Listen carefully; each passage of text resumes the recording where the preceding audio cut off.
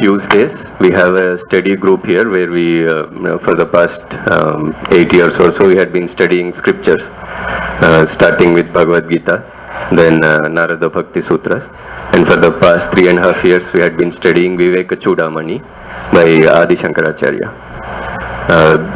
We are almost at the end of the book. There are 3 or 4 more slokas remaining, and we are very fortunate that Swami Sarvapriyananda ji is here to mark the great ending of the book. So today we'll do sloka 574.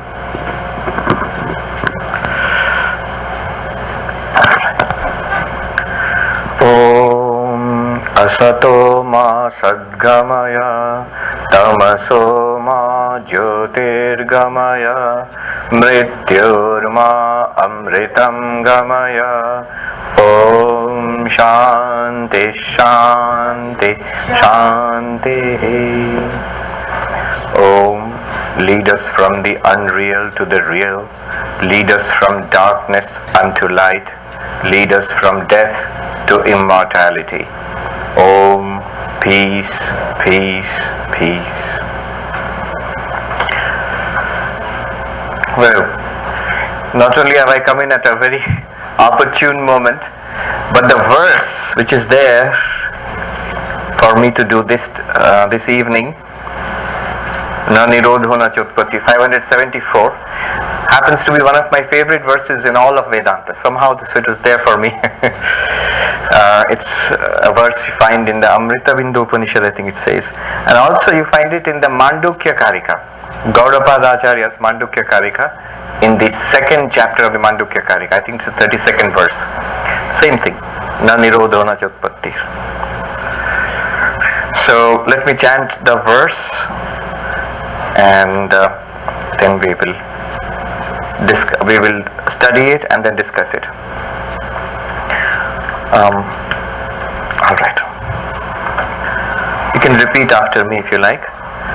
Na nirodho na chotpatti, na nirodho na chotpatti, na baddho na cha sadhaka, na baddho na cha sadhaka, namo mokshur na vai mukta, namo mokshur na vai mukta, ityesha paramarthata, ityesha paramarthata.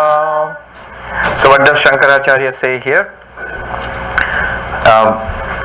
There is no cessation, there is no origination, neither death nor birth, neither destruction nor creation, nor is there anybody in bondage, nor is there anybody doing spiritual practices, a spiritual seeker.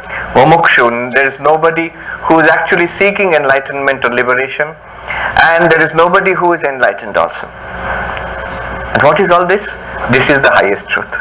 Ityesha paramarthata. This is the ultimate reality, the highest truth. Now, to appreciate what a shocking statement this is, let us consider what we have learned, all the study that we have been doing in Vivekachudamani, the entire structure of spirituality that has been put up before our eyes. You see, we have learned that we are here, a samsara has been created. The theistic religions talk about the creation of samsara, this world. And here we are individual sentient beings, jivas, and we are in suffering. We have problems, birth and death and old age and illness and desire and frustration, social problems, relationship problems, financial problems, health problems, physical problems, mental problems, spiritual problems. You see? All of these problems are there, and in addition, one more problem is Vivekachudamani problem. You have to come to the class, you have to practice all these things, then you have to realize, become enlightened. Extra to do, it is increased by one more. Find spiritual liberation, enlightenment. So all of these things are there. This is called samsara, bondage. We are in bondage, we are in suffering. And then we are taught that all of this is because of our past karma, in one framework. Because of our past karma, whatever we have done in past lives, the results of that are accumulated, and a part of that is actuated in our present life. This body and the parents that we get, the life that we have, the major life events which happen in our lives, all of this is because of our past karma. And we do something here also that generates fresh karma, which is added on to the stock of our karma, which will lead to future births, and there will be further lives, further suffering, further struggles. In order to get out of this, we have to take refuge in God, have faith in God. We have to practice bhakti, devotion to God, surrender to God. We have to purify ourselves, nishkama karma, selfless action, moving from selfish action to selfless action. There are numerous practices which are available to us, practices of prayer and meditation. All of these are there. We have to do this, and finally, maybe in this life, maybe lives hence, we will finally realize our true nature. The book told us. You have to do jnana, vichara, then you'll finally realize that I am not a body and mind. What we have learned, it becomes a living reality, and I realize that I am Brahman. And then what will happen?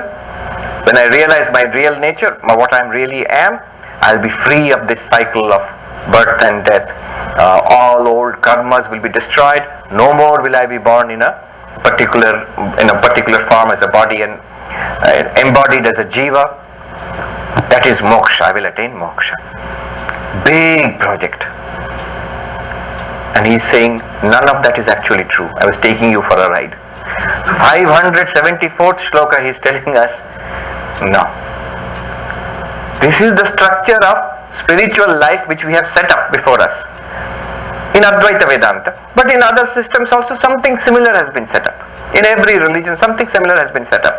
And at the very end of the book, 574, he comes and says, he pulls the whole thing down. He pulls the rug out from underneath our feet.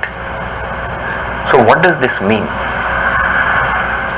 Whole structure of spiritual life. We are in bondage. We are seeking liberation. There is a way to liberation. And there are people who have got liberation. We too will be liberated. This is the whole structure of our idea. That's why we are here in Vedanta society. Look at the teaching of the Buddha. There is problem, bondage. What is that? Suffering is there. There is a cause of suffering. And there is freedom from suffering. Nirvana is there. And for that there is a method. Ashtanga Marga. The eightfold path is there. And there are people who practice it. And finally people become Arhat or Bodhisattva or whatever, the Buddhist way. You become liberated. This is the whole structure. A similar structure in Vedanta also.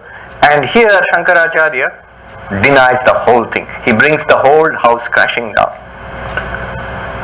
Imagine how radical it is. Always danger of misunderstanding.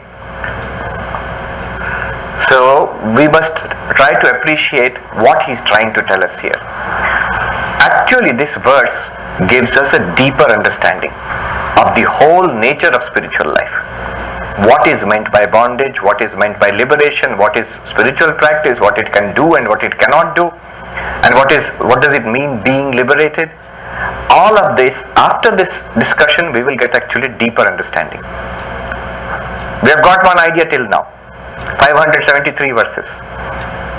And then 574th verse, it's not that he is actually denying or he is completely taking it all back. He is giving us a deeper understanding of it. So what is this deeper understanding? We shall see. Neither birth nor death, no origination, no cessation.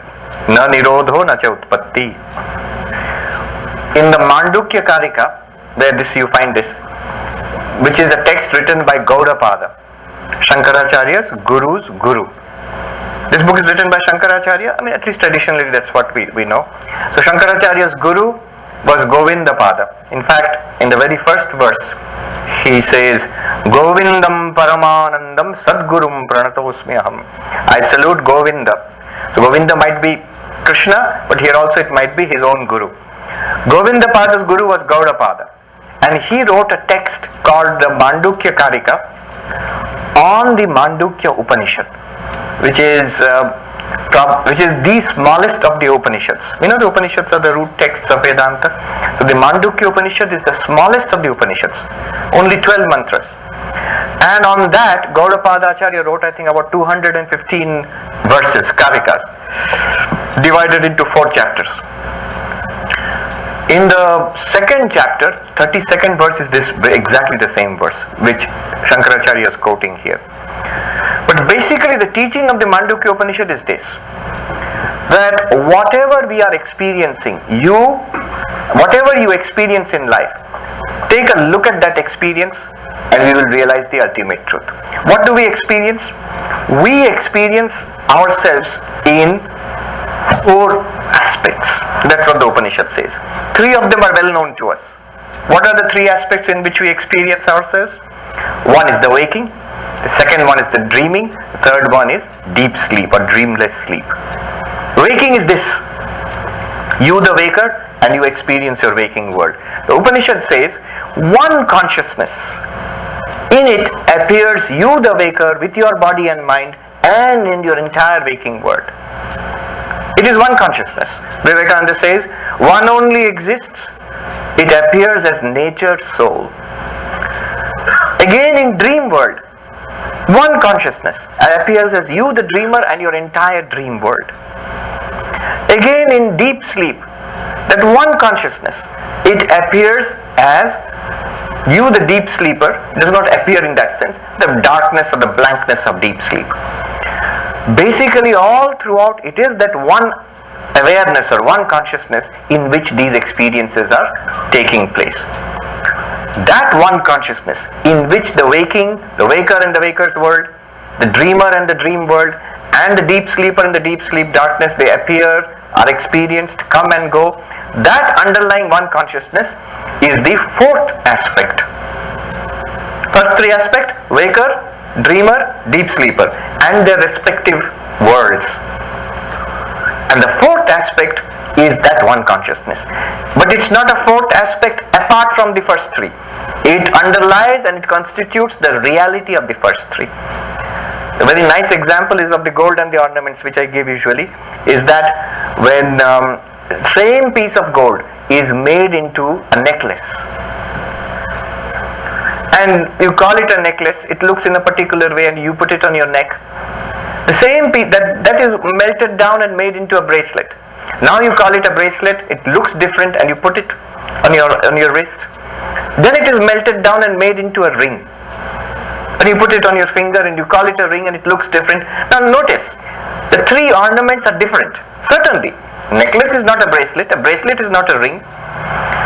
Names are different, necklace, bracelet, ring. Forms are different, they look different. Uses are different. One you put here, one you put on the wrist, one you put on the finger. So Nama, Rupa, Vyavahara, name, form and transaction, they differ widely. And yet it's the same reality. Isn't it? It's the same reality. It's the same gold which is appearing in these 3 forms. And that gold is not something separate. The ornaments are not something separate from the gold. They are names and forms and uses superimposed upon the same gold. In the same way, the 4th, the reality, the one consciousness, which is called Turiya. Turiya literally means the 4th. It appears in these forms. As the waker and the waker's world, dreamer and the dreamer's world, deep sleeper and the darkness of deep sleep. Now, what Gaudapada here is saying is, this world that we experience, how will I be free of this world? How will I get freedom from this world? How will this world come to an end? How will samsara come to an end? Gaudapada says in that Mandukya Karika, if samsara existed, we could have ended it. Prapancho yadi vidyeta nivarteta na samshaya. But it does not end. It does not exist. How can you end it? It's like the blue color in the sky. How can I remove the blue color from the sky? You cannot, because it looks like that there is really no blue color in the sky. It's an optical illusion. In the same way, it is one gold which is appearing as necklace, bracelet and ring. It is one consciousness appearing as your waking universe, dream experiences and deep sleep experiences. Nothing new has been produced. No new substance, no new reality has been produced. In the retreat which we had just a couple of days ago, we talked about the pot and the clay. Do you remember the example? So what we talked about was, when the clay is transformed into a pot, has a second thing been produced?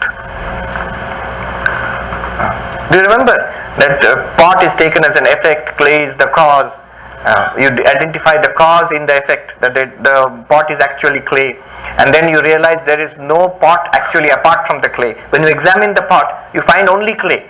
There is no such thing separate from the clay as a pot. If there is no real effect, can the cause be really a cause? Let me ask. If there is no real effect, substantial effect, can the cause really be called a cause? Because what did it produce? Nothing. So the cause is not really a cause. The clay now remains as being beyond cause and effect. Karya, Karana, Vilakshana. Apart from cause and effect, the clay remains. Though you're still holding a pot, it still looks like that. What we're trying to say is that nothing new apart from the clay has been produced there. There is no second thing apart from that. There is no origination of a thing called a pot. Hence, there is no destruction of a thing called a pot. The name and form can be created. The pot can be given the shape of the clay can be given the shape of a pot. No doubt about it. She's an expert in pottery, so she's thinking that do I not create pots? Of course. You give the shape to it. Shape is given and shape is lost. Shape is given, shape is lost also. But the material continues. Exactly like that, from the point of view of the material, from the point of view of the clay, no new thing was created. You say, why pot was created? And show me the pot apart from the clay. You cannot. It is the material itself in another form. When you make a necklace out of the gold, have you created something new? You have given, the operative word is something new. The thing, the emphasis on the thing. Yes, you have given a new form to it. You have given a new name to it. You have given a new use to it. You will also give a new price to it. But have you created some new substance? No. There's a funny story about the scientist who went to God. God, I have created life in my laboratory. God said, really? It's a specialty is creating life, God. But scientist says, I have created life in my laboratory. God says, show me. The scientist went to the laboratory, come. What we do is first take a little bit of earth. God said, get your own earth. Who created earth? It's my earth.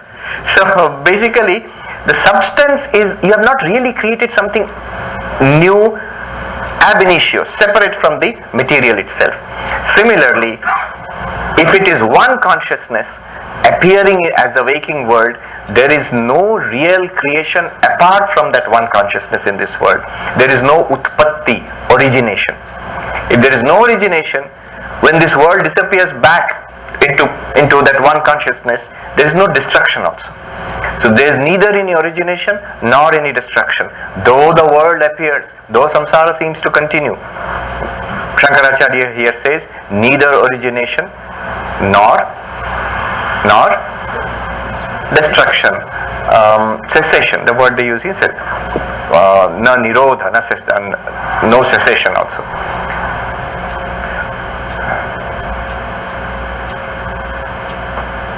Gaudapada, he is famous or infamous for teaching Advaita in a very radical way. It is called Ajatavada. You see, Advaita can be taught in 3 levels. One is Srishti Drishti Vada. What does it mean? It's a common sense approach. That's how we normally think about the world. So Advaita starts there. Most of the commentaries of Shankaracharya are written in that way. Most of the texts approach in that way. What is this Srishti Drishti Vada? It's very simple. It's basically what we feel about the world.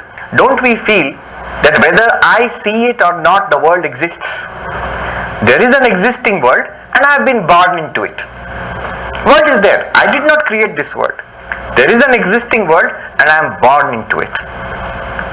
World exists independent of the knower. Then how did it come about? Oh, God created it. There is a Saguna Brahman Ishvara who has created the world, has created the 5 tattvas, elements, Akasha, Vayu, Agni, Apa, Prithvi, and out of that a world has been created.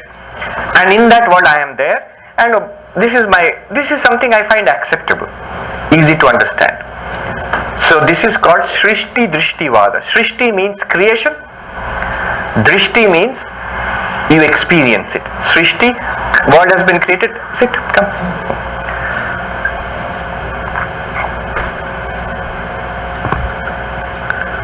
Srishti Drishti Vada.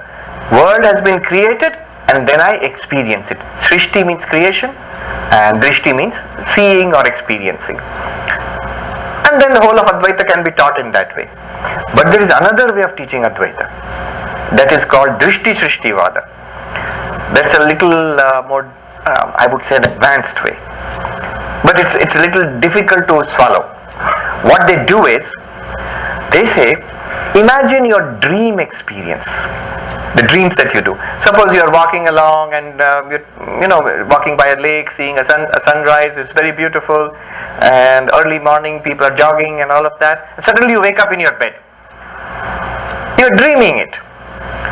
Now that place you are walking, that sunrise, that park, and the people jogging there, and you yourself sitting and appreciating, does it exist apart from your seeing it?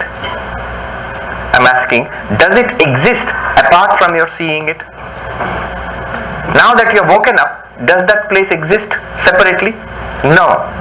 It existed in your imagination, in your dream. You generated it in your dream. Your seeing itself was the existence of that place. Let's put it this way, your seeing itself, your seeing the dream itself was the existence of the dream world. This is called Drishti Srishti. Seeing itself is creation. Drishti Srishti Vada. You're eating a pizza and then you suddenly snap out of it and you wake up on your bed and you realize I was dreaming. Now do you ever think that, oh, that pizza, I should have put it in the refrigerator. Tomorrow when I go to dream, I'll have the remains of the pizza. No, you don't think that way. Why don't you think that way? Because you know that pizza does not exist apart from your seeing it. There is no real pizza which will get spoiled somewhere in some dream house or somewhere. Nothing. It does not exist apart from your seeing it. So that's a dream world. Now, the second approach to Advaita treats the universe in this way. The waking world also it treats in that way. This waking world does not exist apart from your seeing it. If you can swallow that, that's a big step, because then the margin, the difference between waking and dreaming is collapsed. Gaudapada says there are not three different states, there are actually two states. In the Mandukya Karika, he says something interesting. There are only two states. What are the two states? Dreaming and sleeping. Dreaming and sleeping. What is sleeping? Deep sleep is sleeping. What is dreaming? Dream is dreaming. What about waking? That's also dreaming. In your dream you are seeing a world, and you are waking you are seeing another world, right? So both are projected by your mind. Now both will be Prativasik Satta. That I am not mentioning here. Trisattavad. So since you have raised it, there are the same thing can be said in Trisattavada, Dvisattavada, Ekasattavada. So Trisattavada is Paramarthika, Vyavaharika, Prativasika. And the Dvisattavada is Paramarthika, Prativasika. No Vyavaharika. The Vyavaharika world is also considered Prativasika. So your dream world is Prativasika, waking world is also Prativasika. Normally that is not done. Normally in Trisattavada, waking world is Vyavaharika, dream world is Prativasika, Brahman is Paramarthika. But now Drishti Srishti Vada says your waking world and your dream world are equally Prativasika. They are appearances. So that whole Vyavaharika concept is given up. That relative reality, transactional reality. See, if you know these technical terms, it's much easier to express. I can just say in one sentence without trying to explain. But the thing is that in the second approach, Drishti Srishti Vada, our experience itself gives reality to what you are experiencing. So your dreaming itself gives reality to what you are dreaming. The snake in the rope, the error which you make by thinking that the rope is a snake, That error itself is giving reality to that snake. Otherwise that snake has no reality apart from your mistaking it. So this is called Drishti Shrishtivada. This corresponds to Dvisattavada. That means only two levels of existence he recognizes. Ultimate reality and illusory reality. Normally, Srishti Drishtivada, what is Srishti Drishtivada? Creation, seeing. Drishti Drishtivada, seeing creation. So creation, seeing, this is our normal common sense approach. Here you accept three levels of reality. One level is error, dream. Another level is transactional reality, this waking life. And the third deepest level of reality is Paramarthika, Brahman, the ultimate reality. That is the normal way in Advaita is taught, Srishti Drishtivada. But Gaudapada talks about Drishti Shrishtivada, an illusory creation. So that is little difficult to swallow, because normally as long as you don't equate waking and dreaming, you say this waking is also a dream, dream is also a dream. If you can go so far, it requires a really big leap. And there are a lot of arguments, because the intellect gives objections. That no, waking is different and dream is different, and these are the reasons. I mentioned a few days ago, Nikhilanandaji in his book, he has given 10 objections to show the difference between waking and dreaming. There is somebody who does not accept that waking and dreaming could be the same level of reality. So Nikhilanandaji gives those 10 objections and cuts them down, each of them, in order to collapse waking and dreaming into the same level of reality. This is called Drishti Shrishtivada. Advaita can be taught at an even more advanced level, even further. That really requires another big leap. This is called Ajatavada. Srishti Drishtivada, Drishti Shrishtivada, and then Ajatavada. Ajatavada means non-origination. Jata means born, originated. Ajata, non-origination. The non-origination approach of Gaudapada Acharya. So there he says, there is no creation at all. Neither a real creation nor an illusory creation. Brahman alone exists. That's it. Ekasattavada, Brahman alone. No Pratibhasika, no Vyavaharika. Then what is this? This is Brahman. There is no new thing created apart from Brahman. It's like, I'll tell you the interesting story. Anyway, so Gaudapada is his approach is Ajatavada. From that point of view, this verse is written. From the highest point of view, no universe has ever been created, no samsara has ever been created, so the question of the destruction of the universe or samsara does not arise. Nobody is ever in bondage, so the question of somebody practicing spiritual disciplines to get out of bondage does not arise. There is nobody who is seeking freedom and nobody who ever gets freedom. Why? Because Brahman alone exists. There is no world to get out of. If you are thinking, hey, what is this that we are seeing? What is this? There are actually people who practice Advaita that way. In Prabhupada, there was an article a few years ago, a monk who is this Ajatavadi in the high Himalayas. He was asked, that he's saying that Brahman alone exists, nothing else. So somebody asked him, "To ye kya hai? What is all this? What is all this then?" His answer was very interesting. He says, oh, this, as if he had never noticed it. This means this universe. This is Brahman blazing forth. In Hindi he said, "Ye to Brahma ki laplapat hai." This is Brahman alone. What is this? This is Brahman. You might say that this what I call the world, he is calling Brahman just a change of name. No, not just a change of name. There is a huge difference. There is a huge difference. And that's what we are trying to appreciate. What has happened is this. I'll tell you a little anecdote which will make it clear.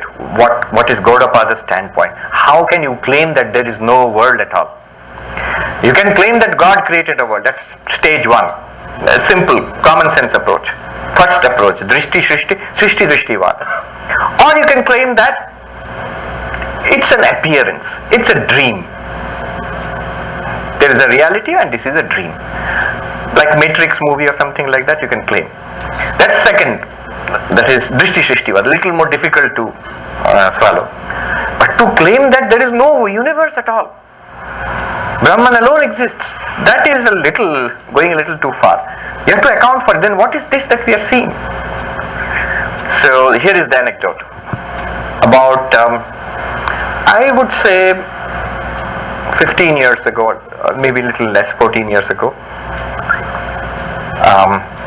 in Calcutta, in Belur Mutt, in our main monastery near Ganga, a group of monks, and I was a novice at that time, I and another friend of mine, another young novice, we accompanied them to visit a very interesting person. There was this philosopher who had retired from his profession as a teacher of philosophy, and he was staying in one of the old age facilities run by our order.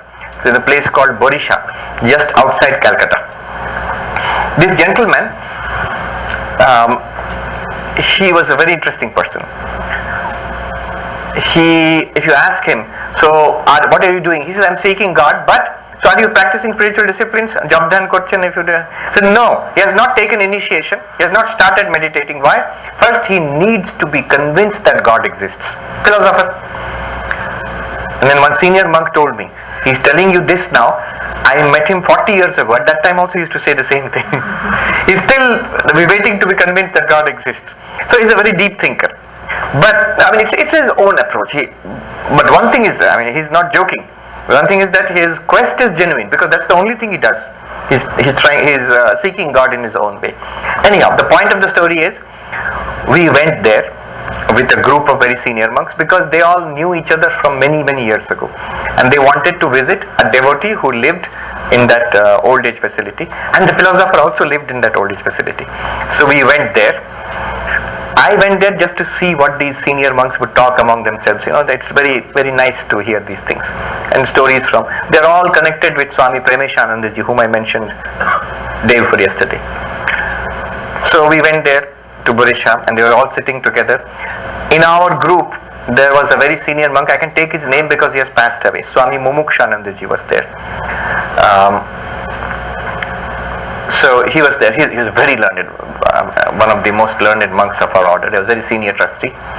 He was the president of Udbodhan, and he was president of Advaita Ashrama at one time. So he was there, and Swami Suhitanandaji, who is now the vice president, he was there. Swami Shivamayanandaji, who is the vice president, he was there in that group, and one more monk, Swami Ramanandaji, who is now in our ashram in Banaras, he was there. And the two young brahmacharis, we all went together. Now the point of the story is this. When we went, we assembled at this time for tea. The monks and the devotee whom they had gone to see, and the philosopher who was there. And the Swami in charge of the facility, he told the philosopher, see, Swami Mokshananda has come. He is a well-known philosopher himself. And so you can ask all your questions to him. All your doubts will be solved today. All your doubts will be cleared up today. So please ask your question to Swami Mokshananda. So here is the thing. The philosopher asked Swami Mokshananda, Swami, tell me, what is the practice of Ajatavada? This thing. How do you practice it? The theory also, if you ask, we know, I am a philosopher, I know, but how do you actually practice it in life? So Swami Mokshananda told us a very nice story, and that makes the point clear. What is the point? What I am trying to explain? How can you even claim that the world has not been created? How can you claim that there is nothing? You can say it's a dream, but nothing at all, how can you say? Alright. So Swami Mokshananda told a story. He said, imagine a little boy who lived in the forest with his dad, and they were very poor, they had no furniture at home. So the father takes the son to the village headman's house, and the village headman is a little better off, and he has furniture in his house. So his father points out to the son, son, look, this is a table. And the son says, where is the table? Here in front of you is a table. Table, but I see wood. This is a chair. Where is the chair? This is chair in front of you. No, but I see wood. It's wood. So he said, no, this is itself called a table. What is a table here? Show me the thing called a table. Show me the thing called a table. If you touch it, what are you touching? Wood. If you weigh it, what are you weighing? Wood. The point is, there is no new thing called a table. It's a new form, no doubt. But the material, the reality, if you wanted to show me a table, you're showing me wood. Alright. So, exactly in the same way, the Ajatavadin, the Advaitin, who is approaching it through Ajatavada, non-cessation, non-origination theory. Brahman alone is this. Where is something called a world? Where is the reality that you're talking about called a world? If you say, no, these names and forms are the world, if you say. But the names and forms are not a reality apart from Brahman. If you say, that form is called a table, show me the form apart from the wood. Nothing. The form itself is a dependent reality on the wood. Dependent reality technically in Advaita is called mithya. So this is how an Advaitin sees the world as Brahman itself. Look at the distinction. It's not that the sun is seeing the table and is calling the table wood. No, the sun is seeing the underlying reality of the table called wood. And that's the reality. I mean, he is identifying that and pointing to that and saying, this is the reality. Show me the reality which is called table. There's no reality called table apart from that thing. Similarly, you say, show me the world. How can you dismiss the world? The Ajatavadin will say, show me the world. Where is the world? Anything that you point to, he will say, this is Brahman. Our problem is because we don't understand what wood is, we will say, no, this is table, this is chair. We don't understand what Brahman is, we don't get it. We don't see it, we don't seem to recognize it. In one sense you might say we don't experience it in one sense. Therefore we will say, no, this is a world. Where is this Brahman? We are just giving it a new name, Brahman. He is not giving it a new name, Brahman. He is seeing something which we are missing.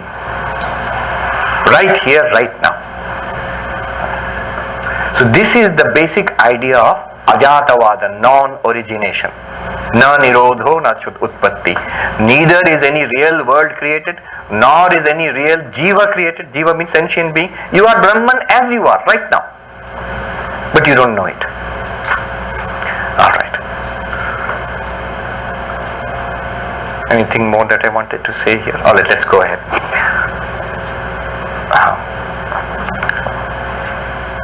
Na baddha, you are not in bondage. Nobody is in bondage. What a strange thing to say. Nobody is in bondage. We are in bondage. We know we are in bondage. What are you bound to? What are you bound to? Tell me. What are you bound to? There was this story of a sadhu, very well-known monk.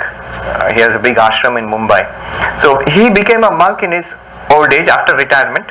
He gave up from his job, after he raised a family and all that, he gave it up and finally became a monk. And he narrates how while he was wandering in the Himalayas, this monk is wandering in the Himalayas, he was sitting outside a small village somewhere in Garhwal or somewhere like that, and sad, unhappy. And an old lady was collecting firewood. She taught him a lesson. She said to him, why are you unhappy, Baba, why are you unhappy? Why are you sitting like this? Oh, I want freedom, that's why. Mukti chahiye, I want freedom. And then this lady said to him, what are you bound to? Where is bondage? Tell me, then I will show you how to get freedom. Are you bound to, what are you bound to? Are you bound to your wife? He says, no, she died. Are you bound to your children? No, they grew up and went away. Are you bound to your house and property? No, I sold all of that before I became a monk. What are you bound to? This body, it will age and soon it will die. This mind, where is this mind? What are you bound to? Which thought are you bound to? Bad thoughts are there, or these memories are there. Throughout the day, how many times the mind is changing? Sometimes anger, sometimes misery, sometimes excitement, sometimes boredom, sometimes curiosity, sometimes desire. So many things come and go. In one day itself, how many times these thoughts have come and gone? Which is bound to you? Nothing is bound to you. Nothing sticks to you. Teflon. Nothing sticks to you. Asangavayam Atma. This Atma is not attached to anything in the world. Everything passes away. I give this story. People keep saying, that you are a monk, but we have got so many attachments. The most startling example, the deepest possible attachment a human being could have. A young mother with her baby. That's the strongest attachment, and it has to be for the nurturing of the child. But even there is no attachment, no bondage. Why? That mother herself, when she goes into deep sleep at night, the most precious thing to her, that baby, she forgets, she lets go of it and happily goes into sleep. World is forgotten, her own body is forgotten, her existence is forgotten, the baby is also forgotten. Naturally, every day. If at any other time somebody tried to take the baby away, she would be so upset when she is awake. But every night the baby goes away. Where is the attachment, tell me? You think you are attached. You are not attached to anything. That story of the monk who was holding the tree tightly, free me, free me. And the disciple said, let go. And the monk said, precisely, let go. Vivekachudamani says, thine only is the hand that holds the rope that drags thee on. Thine only is the hand that holds the rope that drags thee on. Let go thy hold, sannyasi hold. Say Om Tat Sat Om. Where is the bondage? With what are you bound? So Gaudapada asks a tremendous question. With what are you bound? Then what does Advaita do? What does it take away then? If there is no bondage, then what is Advaita doing? What is spiritual life about? Advaita, they have a very nice saying. Praptasya prapti nivrittasya nivritti. What Advaita does is, it removes what was never there. Advaita removes what was never there. That bondage which was never there is, you remember the donkey's rope being tied? The man who wanted to tie the donkey but didn't have a rope, and somebody told him, pretend to tie the donkey. Pretending to tie the donkey. And the donkey remained quiet, not moving. Then how to move the donkey? You have to pretend to untie it. It's not really tied. But when you pretend to untie it, the donkey which is not tied, then suddenly the donkey feels it's free and starts moving. Exactly like that, our Advaita, the rope which was not there has been untied. Similarly, the bondage which is not there, that is removed by Advaita. More or less, yes. We feel we are bound. We feel we are bound. That feeling of bondage. What does Advaita do, Advaita does not make you Brahman. Advaita only removes the wrong notion that you are not Brahman. We are already Brahman. It doesn't even make you realize that you are Brahman. It does not even make you realize that you are Brahman, because Brahman is self-revealed. Advaita does not reveal Brahman to you also. It only removes the wrong notion that you are not Brahman, that you are not the absolute. That wrong notion is removed by, just like the wrong notion that the donkey was tied is removed by the pretended untying of the donkey. Baddha. And what does it give you? Praptasya prapti. What you already have, that Advaita gives you. Somebody said it sounds like a con job.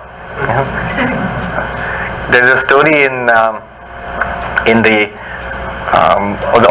old Wild West days, where it seems this is talking a snake oil seller.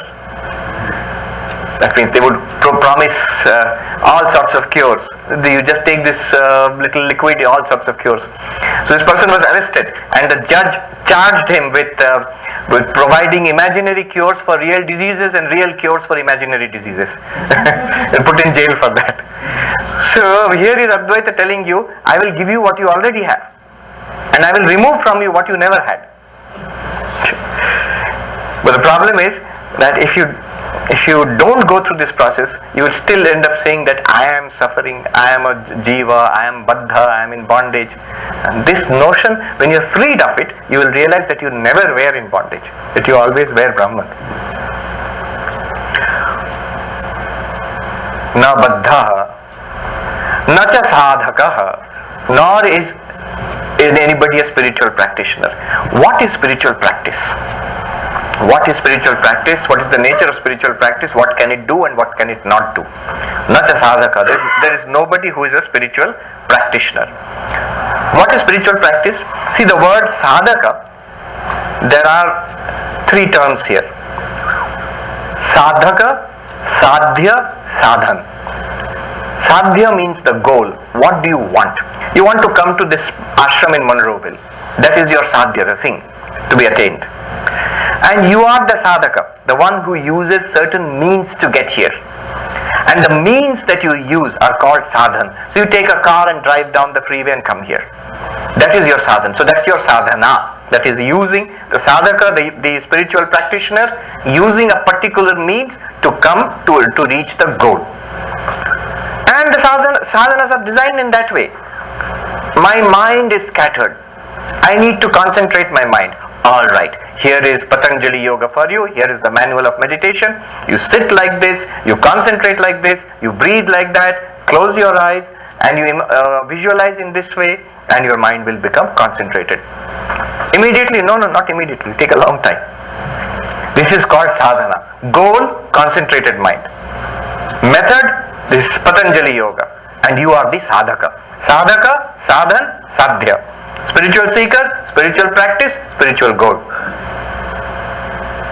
I am attracted so much by the world and my mind is not going to God. So divert your passions towards God. Sri Ramakrishna used to say, Mod Piriyada. Love of God. The same love which drags us into the world. That love, if you channel towards God, that will take us towards to moksha. So goal is attainment of God. The method is loving God, and I am the lover of God, the sadhaka, sadhya, sadhan. These are the different, in different approaches, these are there. Now, what about jnana? What about this? Why did he say there is nobody who is a sadhaka? What is sadhana here? Shankaracharya says, this what you are trying to attain, that our real nature, that I am Brahman, this realization that we are trying to attain. What is this? Shankara says, what can be done by spiritual practice and what cannot be done by spiritual practice. He says 4 kinds of things you can do by any kind of practice, any kinds of sadhana. What are the 4 kinds? He says, apya, utpadya, vikarya, samskarya. Apya is attainment. So you were somewhere else and you want to come to Monroeville. You have to attain to this place. I am here, I want to go to heaven after death, is another place I want to attain to. So here are the things that I have to do. To go from one place to another, or to go from this world to another world after death. Apya, attainment of that. And for that certain things are prescribed. Here you have to use the GPS and get the car and come here in this way. And for going to heaven, in the Vedas they were mentioned several yajnas, you perform these rituals. And then after death you will go to heaven and so on. So you have got some way to attain something else. That's one. Then the next thing that one can do is utpadya, produce something. So something is like, suppose I want to produce tomatoes.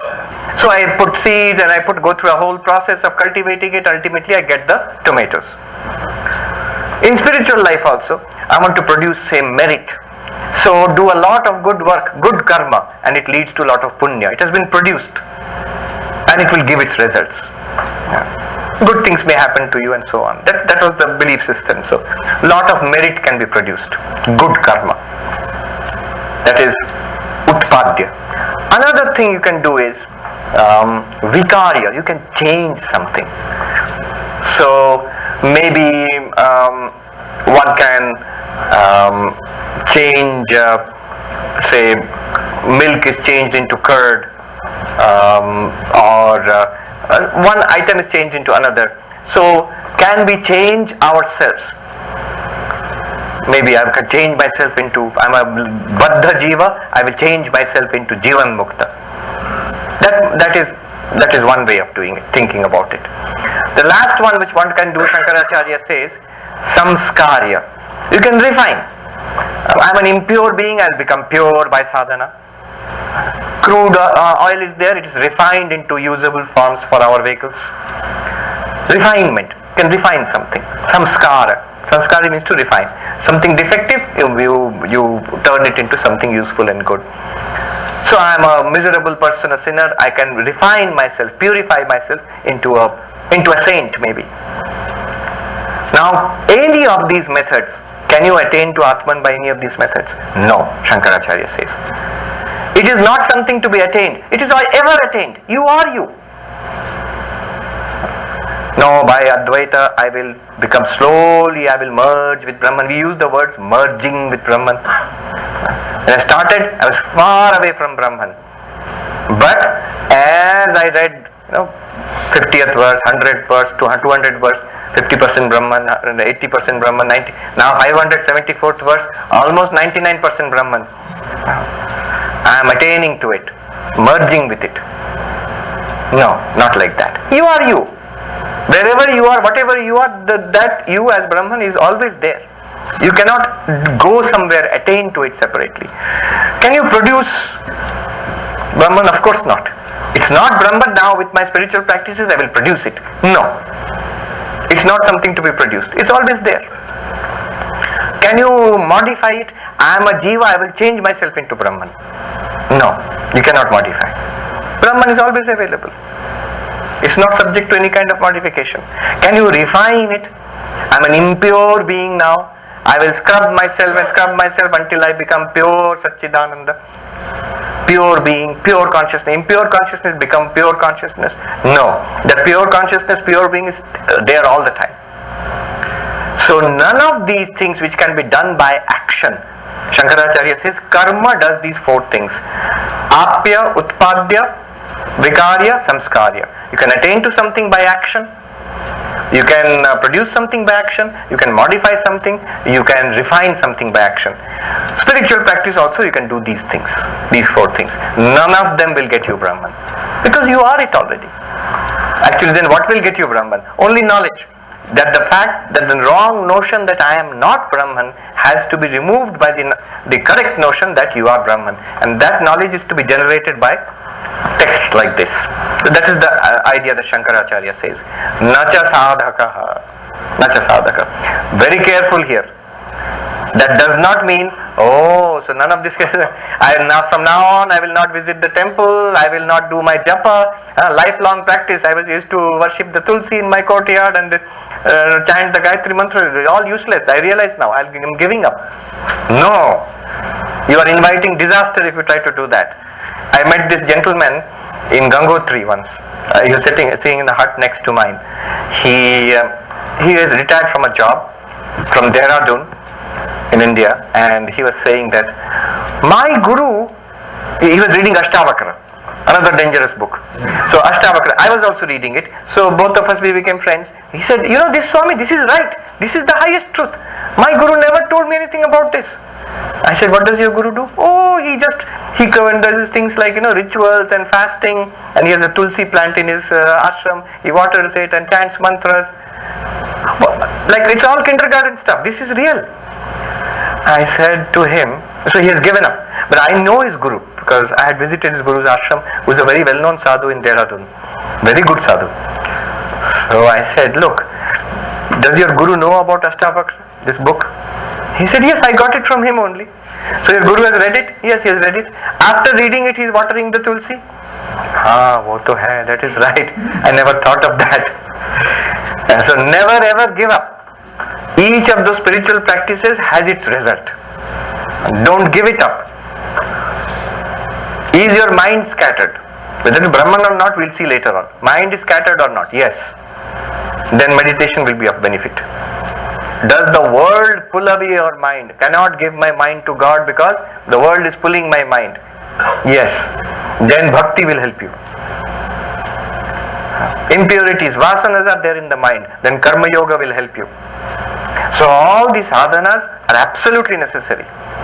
Even in this traditional Advaitic path also, you would have read here, karma yoga leads to chitta shuddhi, upasana and meditation leads to chitta ekagrata, and then jnana comes and removes the ajnana. So karma leads to purification of the mind, bhakti and meditation leads to concentration, focus, and then this will remove, this will give jnana and remove ajnana. Knowledge removes ignorance. So all the paths are extremely useful. They have their effects. But the point he is making here is the ultimate reality which we are is not a product or an effect of any of these paths. Swami Vivekananda, he has a very nice note, the 4 yogas. In America, somebody asked about spiritual practice and he wrote a short note, 2 pages only. I don't know which volume it is in. It's called the 4 yogas, and he has written just short paragraphs about each yoga.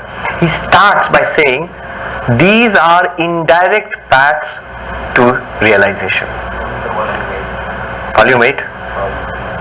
These are indirect paths to realization. All of them. He says Jnana Yoga, Bhakti Yoga, Karma Yoga, they are all indirect paths. That's a very important point. We normally think, here is the process, if I do it, I will get this result. That's a good way of beginning, but ultimately you realize it's not the truth. It just prepares the mind, and then realization comes by itself, it shines forth. So Ramakrishna used to say, there was a bird which sat on the mast of a ship, and the ship sailed. The bird didn't know. By the time the bird realized, they were on the high seas. The bird panicked, and the bird flew towards the east. Couldn't find land, just water and water and water. Got tired, came back and sat on the mast and rested. Flew to the north and the west and the south. Didn't find land anywhere, and out of exhaustion just simply surrendered and came back and sat on the mast of the ship. The ship took it to land finally. So in the same way, all your spiritual practices, Sri Ramakrishna is to say, to tire out your wings. Tire out your wings. Finally you come and settle down, and the realization will come by itself, definitely. But don't misunderstand this. One monk told Swami Turiyananda, Swami Turiyananda was in Benares, a monk told him, after reading this he was very excited. He said, Maharaj, you are right. This is what Sri Ramakrishna has said. I will not fly anymore. I will sit on the mast. I will not fly anymore. Then Swami Turiyananda said, but when did you fly?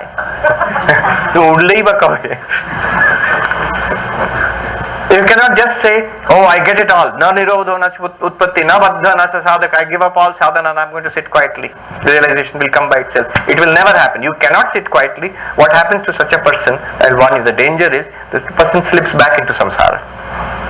So sadhana, whatever practice you are doing, always continue that. Nacha sadhaka. Then what about mumukshu?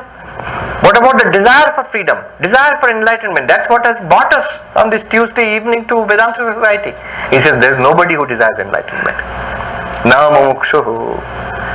Of course you have to see his point of view. His point of view is that there is only Brahman. Does Brahman want freedom? No. There is no question of Brahman wanting freedom. Think about it this way. What is the desire for freedom? Not knowing that we are Sat, pure existence. What is the result? Jijivisha. That means desire to go on living in this way. The desire to live like this comes from the idea, from the not knowing, the ignorance of the fact that we are being itself, immortal, we cannot die. Don't know that, we desperately want to live. Not knowing that we are Chit, pure consciousness, awareness itself. That ignorance leads to jigyasa, the desire to know more and more, relative knowledge. There is no end to that. Again, don't mistake me. After being enlightened, will you stop desire to know things? No, you can. But whatever you know and whatever you do not know, the ultimate reality is known to you. Your worldly quest for scientific knowledge, literary knowledge, philosophical knowledge can continue. Swami Ranganathananda, till the very end of his life, he was a voracious reader. It's not that I am enlightened so I need not read any books anymore. It's okay to be dumb. No, he would read. So if you are eager for worldly knowledge or knowing things within the realm of Maya, you can go on knowing. Science can continue, philosophy can continue, art can continue, all of that can continue. But you can do it with a very serene approach to it, because you know the underlying reality now. Okay. It will be a hobby for you, entertainment for you. Not knowing that you are Chit becomes jigyasa, a desire to keep knowing, trying to find the reality here in this world. Not knowing that you are Ananda. The result is what is called bubhutsa, desire to enjoy things in the world.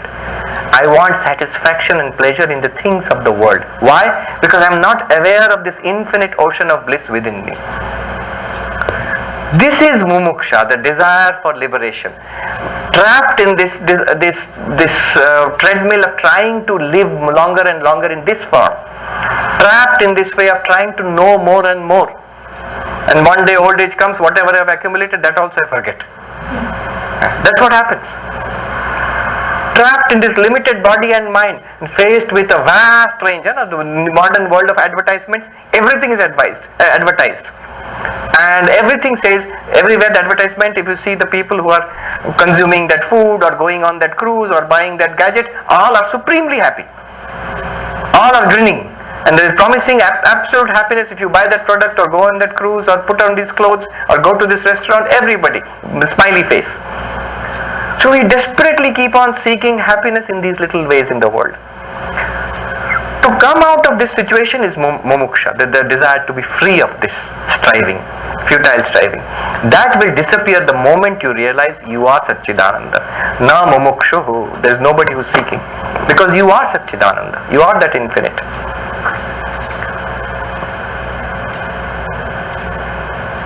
Nacha muktaha, there is nobody who is liberated also. What about Ramana Maharshi and Vivekachudamani and all the great saints and sages, Buddha and Christ? What about these people? Are you saying that nobody is liberated? They are not liberated? Not in that sense. Na muktaha means, see, the enlightened person never thinks of himself or herself as an enlightened person. The Kena Upanishad says, Yasya matam tasya matam, matam yasya na vedasa. The one who thinks I am enlightened is not enlightened. Avijñātam vijñānatam, vijñātam avijñānatam. For those who are enlightened, they know it can never become an object of knowledge. They will never say, I am a knower of Brahman. For those who are not enlightened, they will claim, I know Brahman. To the unenlightened, it is something that is to be known. To the enlightened, they know it is not something to be known. But remember, it's paradoxical language. They are not saying that it is unknown. Not that. It is your very nature. It is you yourself. Kena Upanishad says that at the very beginning that Anya devatad viditad atho aviditad adhi. What is I'm going to point out the ultimate reality to you. What is that? It is other than what you know. You know many things. Anya devatad viditad. It is other than what you know. Oh, it is unknown. It is other than the unknown also. What you do not know, it's not that either. Do you see the paradoxical nature of that statement? Whatever you know, that reality that we are talking about, it's not that. It's not in that set of the known things. Immediately we think, oh, it must be something unknown. That which is unknown to you is higher than that. It's not that either. What is the one thing? Can you tell me? Sometimes children get it much faster. What is the one thing which is neither known nor unknown to you right now? Yourself. Correct. Correct. Both known and unknown, they are objects of knowledge. There are some objects of knowledge, some things, objects of knowledge, which are known to you or to him or to her, and some things which are at this point not known to you. Known and unknown, that's the universe of objects. Whatever is to be known in this universe. A part of it is known, most of it is unknown. But other than both of these, there is one thing, there is one reality. What is that? The knower. The real nature of the knower is not among the known or the unknown. So, mukta, the person who thinks, I am enlightened, I know. No. The enlightened person never says that I know. That story of Nisargadatta, which I like very much. Somebody said, oh, aap to Brahmagyani hai, you are a Brahmagyani, knower of Brahman. And he scolded him immediately.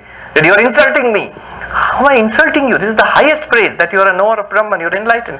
He said, no, I am not a knower of Brahman, I am Brahman.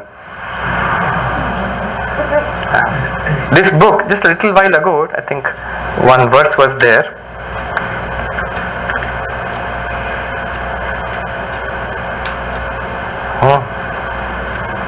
565. Brahmaiva Brahmavit Swayam. The knower of Brahman is none other than Brahman. Does not call himself or herself a knower of Brahman. 565. Brahmaiva Brahmavit Swayam. Very beautiful. Ghate nashte yatha vyoma vyomaiva bhavati sputam. As when the pot is broken, space within the pot and space outside, it remains as one undivided space.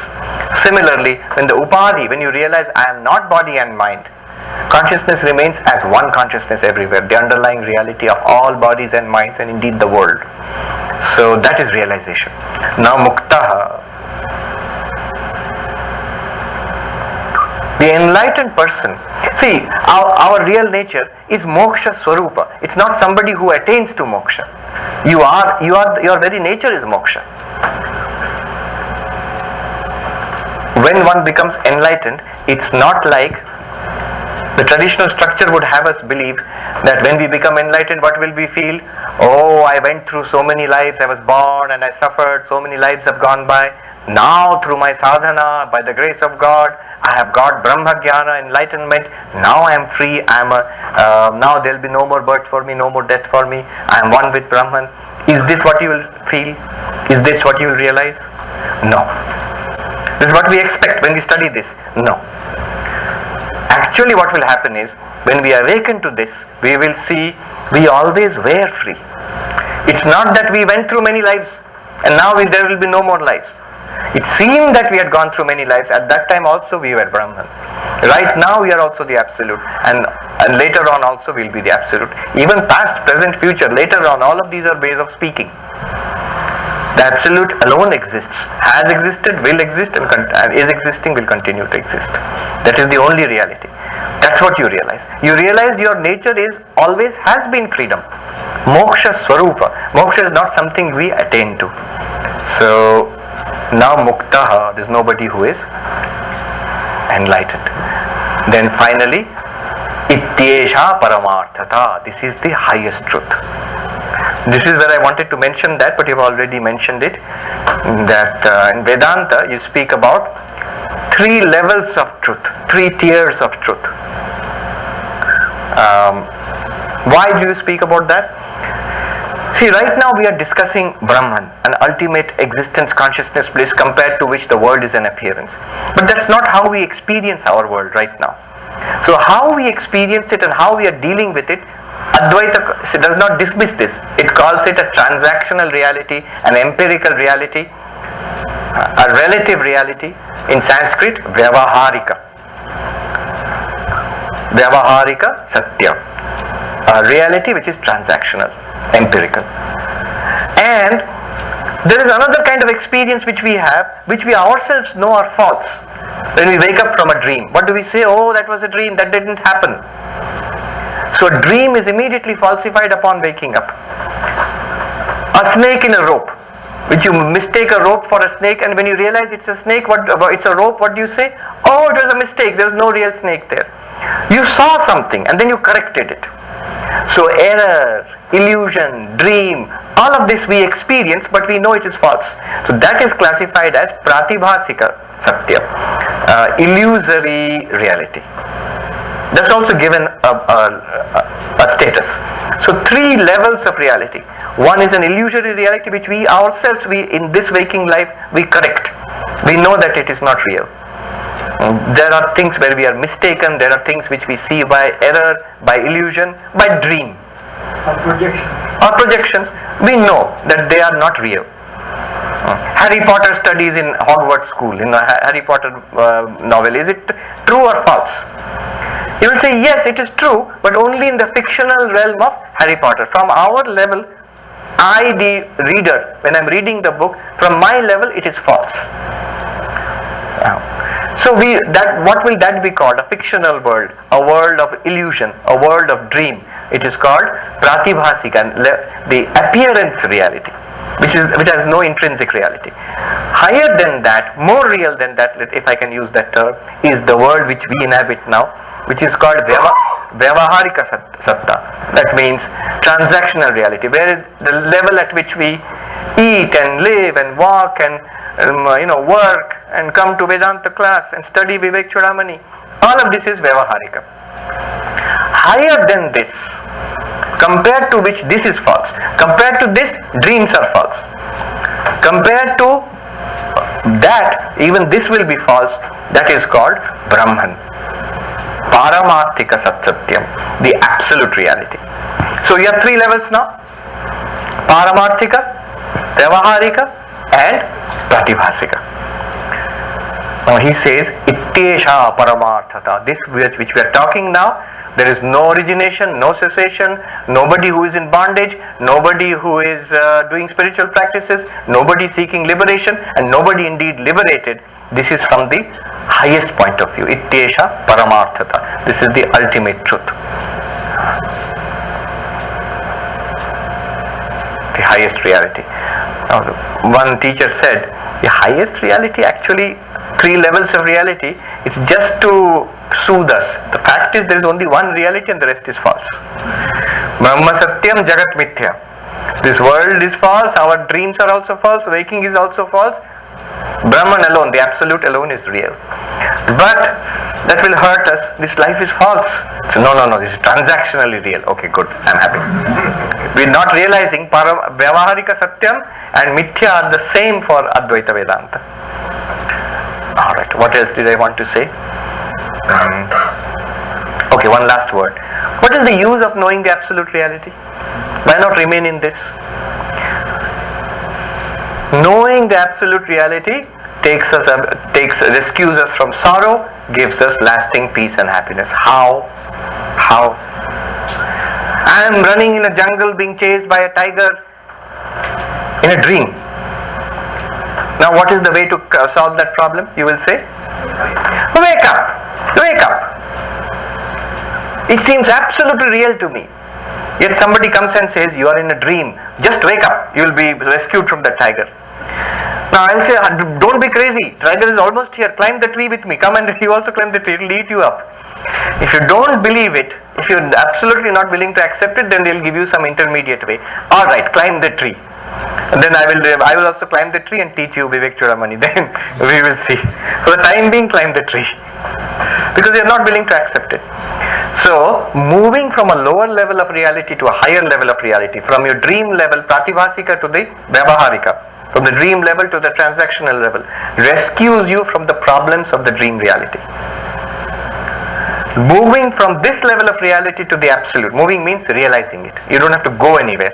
You realize it. Awakening to that level of reality rescues you from the troubles of this level of reality to that. That is the point of the whole exercise. Dukkha nivritti, ananda prapti. Let's repeat the verse once more. Na nirodho na cha utpatti, na nirodho na cha utpatti, na baddho na cha sadhaka, na baddho na cha sadhaka, namo mokshur na vai mukta, namo mokshur na vai mukta, ityesha paramarthata, ityesha paramarthata. There is neither death nor birth, neither a bound nor a struggling soul, neither a seeker after liberation nor a liberated one. This is the ultimate truth. Never misunderstand this. That's why I gave you the context for all of this. Alright, we have a little bit of time left. If you would like to ask questions or make comments. Yes.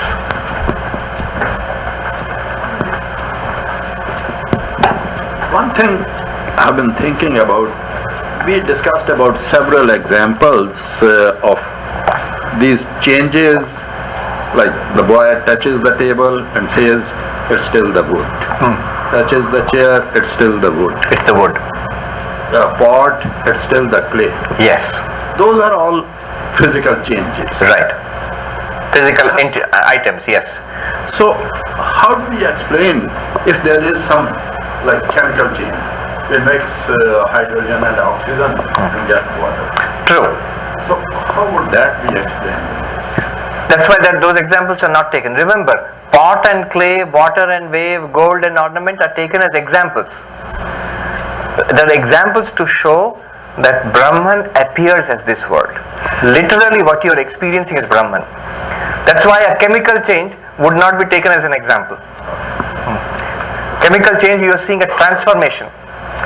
Say water, oxygen and hydrogen together, they are transformed into water. There is a new property and new. So if you look at it that way, say what these Brahman transformed into this world, there is a whole discussion on this. It's called Parinamavada, Vivartavada. There are different theories of causation. What is the relationship between cause and effect? Is the cause transformed into the effect, or is the cause appearing as the effect? Advaita holds that the cause appears as the effect. Vivartavada, that means it's like a rope appearing as a snake. What is this appearance theory? The cause remaining as the cause. No change there, but it appears completely different. So a desert appears as an oasis, mirage. Rope appears as a snake. That's why this example of pot being clay becoming pot or gold becoming ornament can be misleading. I myself did not understand the meaning of. Do you notice the difference between these two examples? Clay and pot, one example. Rope and snake, another example. What is the difference?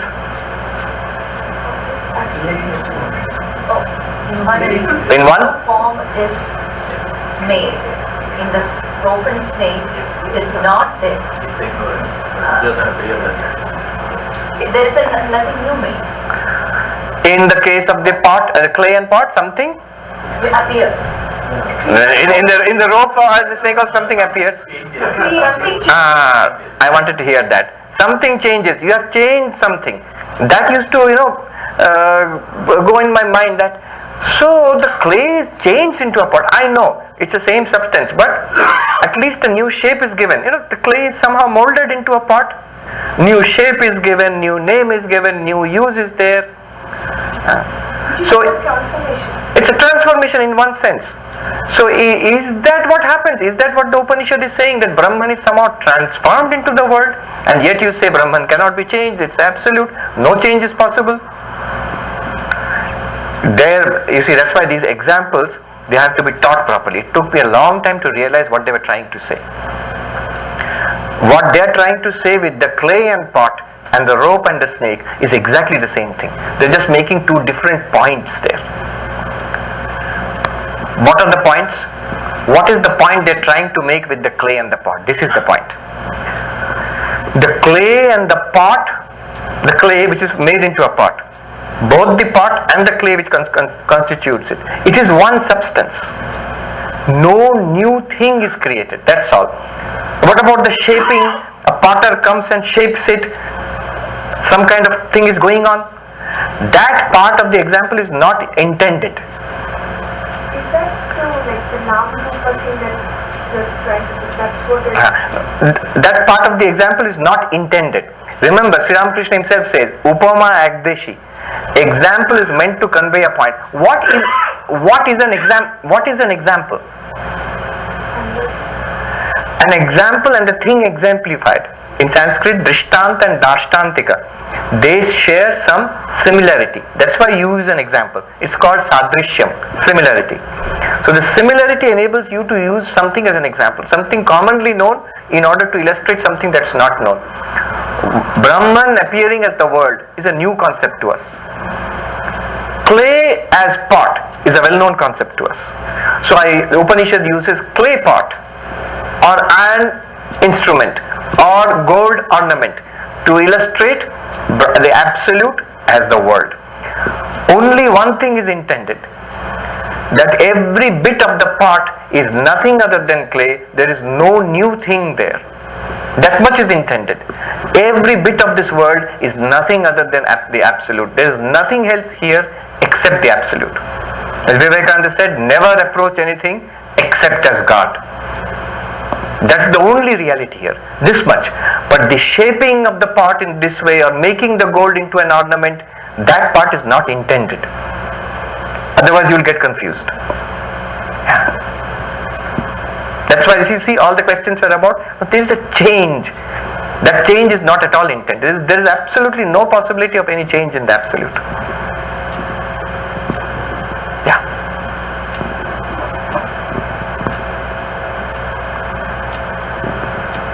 What was the question?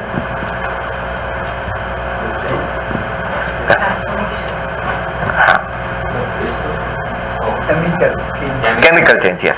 So, a chemical change would be something called parinama. The cause is transformed into the effect. Say, for example, they will say milk is transformed into curd. Kind of organic change takes place there. Notice some other differences also. When you have changed something into chemically like that, it's normally not possible to bring it back. Right? So your curd will not become milk again. But when rope is appearing as the snake, nothing needs to be brought back to its initial state. When clay is appearing as a pot, it can remain as a pot. To make a pot clay, you don't have to break it. It was clay earlier, it will be clay ultimately when it's broken. In between it's a pot. Wrong. Earlier it was clay, now it is clay, later on it will be clay. The form of the clay, that is a pot now. Earlier it was a lump of clay, now it's a pot, maybe later it will be broken pot. That does not matter. Because Advaita says, this is an important point to realize. Advaita says that when you become enlightened, not that the world will disappear. After becoming enlightened, will you see people? What do you think? You will. Look at the lives of enlightened people. After enlightenment, did Sri Ramakrishna see Dakshineshwar and Narendranath and all of those people? And did he recognize this is Luchi and this is Bhat? Of course he did. All the things that you see, you can still see. You can still hear. It's becoming enlightened is not becoming disabled in some way. Every faculty of every body, mind, sense organs, they will keep on functioning. Someone say we will go beyond ego, so we will become egoless. These things, that's why they are misleading. It is true, but not in the way you think. How strange it would be. Ego is a function of the mind. Antakarana vritti vishesha. That it is abhimanatmika vritti. This is a definition of ego, which identifies with everything. That anything that happens in the body and mind, you say, I am this. That is ego. Now it would be very strange that after enlightenment, body is functioning, kidney is functioning, lungs are functioning, heart is functioning, memory is functioning, emotions one can feel, intellect is functioning, all are functioning, only ego has been switched off. Ego app is not working anymore. Why? Is enlightenment some kind of virus? It damages your computer or something? No. Ego also will work. Enlightened person's ego also will work. Only thing, why he says it's not the ego. Right now we are fully identified with the ego. I. This is who I am. And whatever the ego identifies with, the body, I am the body. This mind, I am the mind. Anger in the mind, I am angry. Desire in the mind, I want. Whatever happens in body and mind, ego identifies with it. That's the job of the ego. And I identify with the ego because I have no identity apart from this ego right now. I don't understand. So everything is this ego. But the enlightened person, it's not that the ego does not function in the enlightened person. What happens is exactly this. The enlightened person clearly sees, I am not the ego. The ego is a function of this name and form called the mind. Can still work with the ego. Will use the memory, ego, intellect, everything will be used. But he still knows that I am not the ego. The enlightened person is free of the ego. That's what happens. So after enlightenment, all of this will continue to appear. That's why this example is so important. The pot itself as the pot is as much clay when it was a lump of clay. Let the world continue. Look at the examples which are given. Very interesting. When you say world will disappear after enlightenment, what does it mean? You will realize that the world is Brahman. Pot will disappear after enlightenment. What does it mean? You will realize it's clay. I mean, example I'm giving. This is not Brahman enlightenment, clay enlightenment once you get. Waves will disappear when you're enlightened about what is water. Does not mean the waves will stop, the sea will become calm. No. Same waves will be there, you know it is water only. So look at the examples which have just been given, you will realize. They done it in the earlier classes. 563 says, after enlightenment what happens? 563, look at the last line. Jnanagni dagdham upayati paramatma bhavam. He says, burned by the fire, the whole objective universe, burned by the fire of realization. If you stop at this point, you will feel some kind of spiritual fire will come and burn the universe, objective universe. What will be left? Some spiritual ashes will be left. That's why he adds one word. Upayati paramatma bhavam or paratma bhavam. What happens? What do you mean by burned by the fire of realization? Reduced to the Supreme Self. This very universe will exist exactly as it is. In the Uttarakhand, one of the sadhus used to say, Gyan tod phod nahi karta hai. Knowledge does not disturb anything in the world. Tod phod means destroy, break anything in the world outside. It just reveals the reality to you. The reality of this world is Brahman. It will continue to appear. The ashram will be here, your car will still be in the parking lot. Then you go out. What time is difference? I realize Brahman alone is appearing in all these forms. You have moved from transactional reality to Paramarthika. That Brahman, Brahmeva idam sarvam. Brahman alone is all this. Then if this continues, if body appears, mind appears, world appears, then the diseases of the body also will appear, the problems of the mind also will appear. Then what use is realization? What realization is use is this.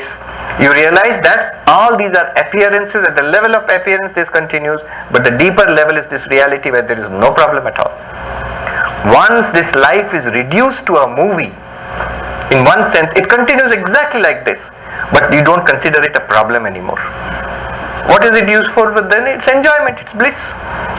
I often say, when is the worst genocide, disaster, terrible crime? When is it okay? Not only okay. When will you clap? When will you say encore? When? Only if it's a movie. Only if it's Hollywood. They will give an Oscar. What was that movie? Terrible movie. This not as a movie. As a movie, it's a classic about the Holocaust. Schindler's List. Yes, you give it so many Oscars. A horrible thing. But why are you giving Oscars to it?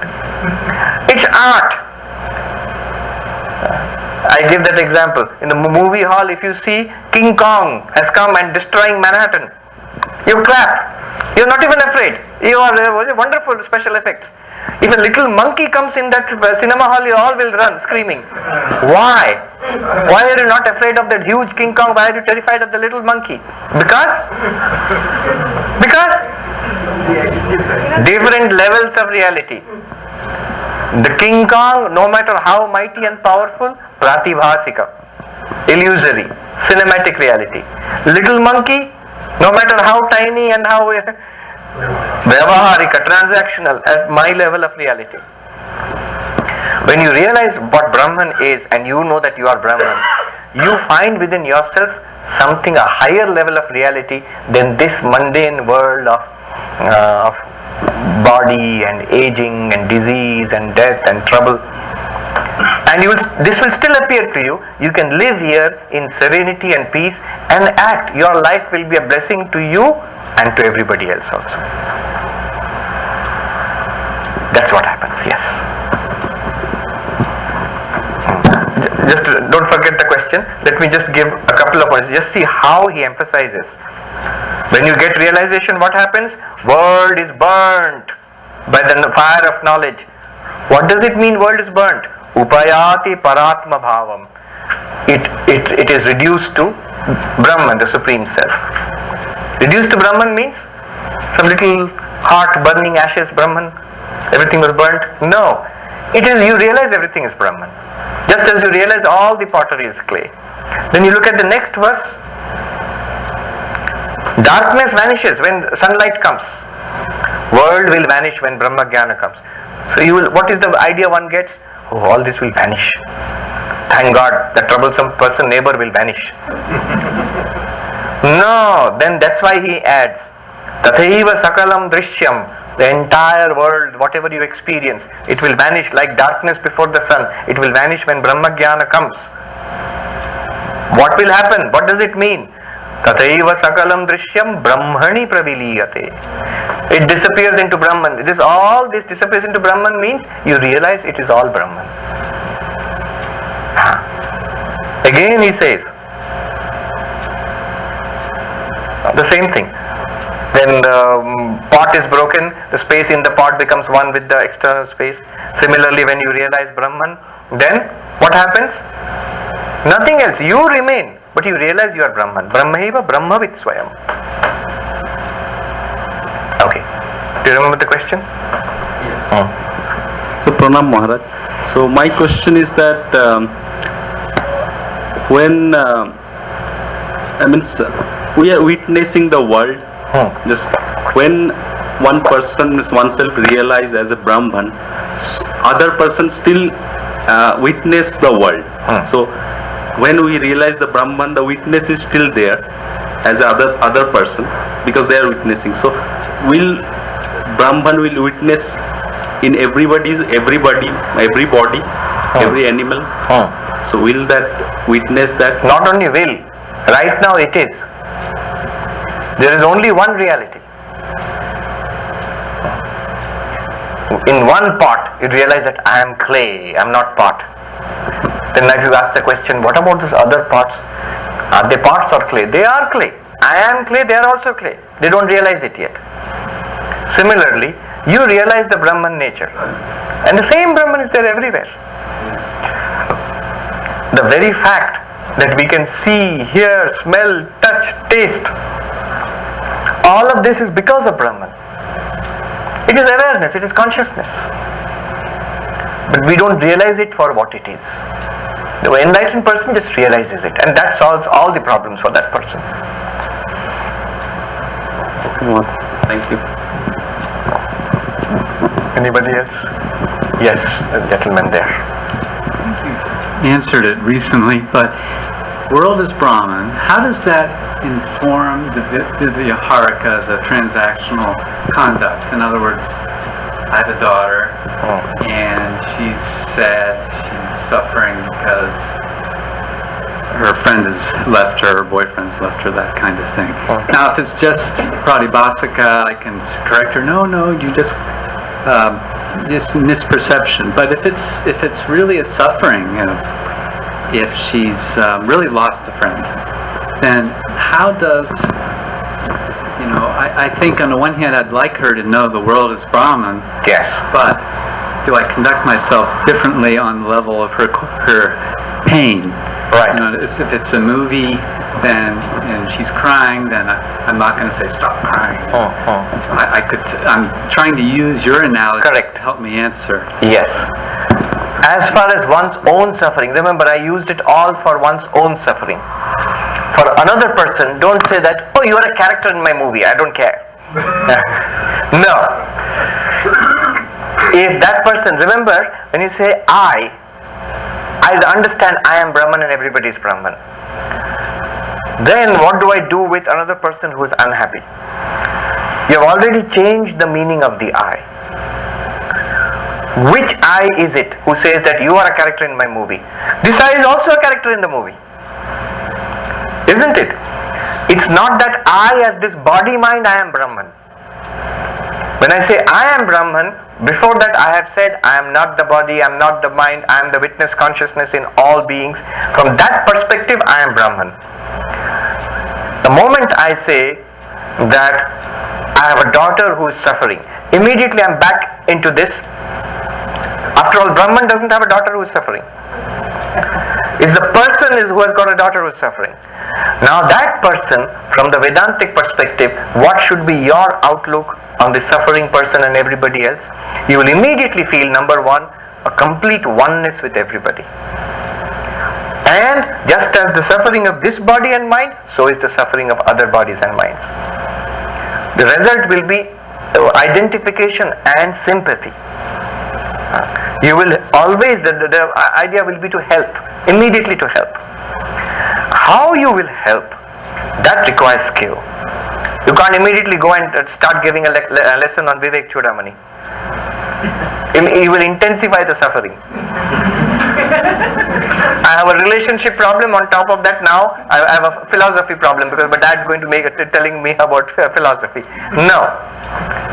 So, to a suffering person, sympathy. It can help. Depends on what your approach can be. But if from your point of view that person is one with you, if you approach with that feeling, and then approach it skillfully, that itself helps a lot. That person feels here is somebody who understands.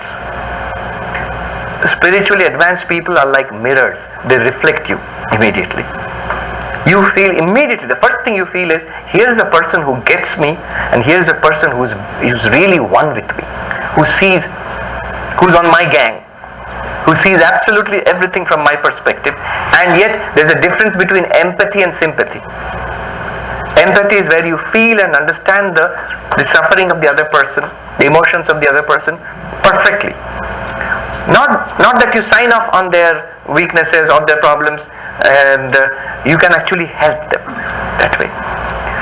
Let me give you an example. Some cases philosophy, the spiritual teaching can help directly. In some cases, first of all, sympathy and love is necessary. A complete acceptance. Somebody who understands my sorrow. So, 2 examples let me give you. This mother who had lost her little child, she was completely helpless and beside herself with sorrow. Everything in her universe was that little boy who died.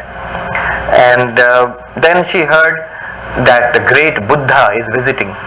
He's near the town with all of his disciples. And she felt that he's an enlightened being. He can make my child come alive again. So she rushes to Buddha with the prayer that, please bring my child back to life before they bury him or burn him or anything. And the Buddha says that death is inevitable. You cannot escape death. She will not listen. Then he tells, do you know the story? He tells her, go to the town, or alright, I will do as you ask, but first do something for me. Go to the town and get me a handful of mustard seeds. She said, this is so easy, I will do it. And joyfully she goes. She said, but wait, ask the people in that house, that has death visited your house? If death has not visited your house, you can take the mustard seeds, I will accept it. And then I will help you out. She says, okay. She doesn't think. Every house she goes, give me a handful of mustard seeds. I need it to give it to the Lord Buddha. And they said, of course, we are most willing to give you that. And then she asks, wait a minute. Has death visited your house? And everywhere she goes, somebody says, oh, my grandmother died, or my uncle died, or this person died. Everywhere somebody has died. They know somebody who has died in that family. And around sunset, she comes back. She is quiet now. She is tired, quiet, and she comes and bows down to the Buddha and she says, I understand. And this is a reality which you cannot avoid. It is inevitable. You have to accept it. Wisdom lies in accepting it. There, the direct spiritual instruction of the Buddha helped that woman. I think she became Kisa Gautami, her name was. Kisa Gautami. She became a nun, I think. Let me give another example, another approach. The Holy Mother, Ma Sharada in Jairambati, in that village. There was a woman who was a widow and she had a young son. Maybe he was a teenager, little older than a teenager maybe. And she had nobody else in her life. And that son also died. And she was inconsolable. And she came to the mother to tell her, she was like wild with grief. She came to the mother to tell her her grief. And people in the house in Jairambati were startled to hear the mother's wail of sorrow. She burst out crying. And the narration is that they came and saw that it's as if the mother has lost her own child. And she sat with that woman and wept until the woman felt all her sorrow had gone. And a deep peace reigned in her heart. Then the mother said, here, go and take a bath, put on these fresh clothes, come. There she fed her and then sent her away with gifts and said, you come and meet me regularly. You have somebody in life now. You have me. That's also another way. Both are actually a spiritual approach, but the means are skillful. So with somebody who is suffering, you as a person who is knowledgeable, who is spiritually rooted, you should react with the feeling of oneness and see how you can skillfully help. You had a question. Okay, we'll end with this question. Yeah, I was just, there's Eric Fromm. Eric Fromm. Yeah, he has stated, thought is a subtle horizon of ignorance, deluding devices of Maya. Could you... Alright, it's a good point to end on. Eric Fromm was a psychoanalyst who wrote To Have or To Be, The Art of Loving, I think. So very, very insightful, very insightful. A little bit I've read, but I know. Very insightful. He was in this country in the 1960s, I think, 70s, something like that. He started out as a Freudian psychoanalyst, but he moved on. He developed his own approach to it. Very insightful. So thought is the horizon of ignorance. Or the subtle horizon. The subtle horizon of ignorance. Deluding device of Maya. He uses the word Maya. Deluding, yes. Deluding device of Maya. How interesting. Use this as spiritual practice. Thought always deceives. Thought is useful, mind is useful, intellect is useful, emotions are useful for dealing with the world. Vyavaharika reality. But Paramarthika reality don't depend on thought. Thought can only take you to a certain point, thought cannot reveal it. Thought comes back from it, speech and thought come back from it without revealing it. Avang manasa gochara. Beyond thought, beyond speech. There is a meditation practice, I think it's in Yoga Vashishta.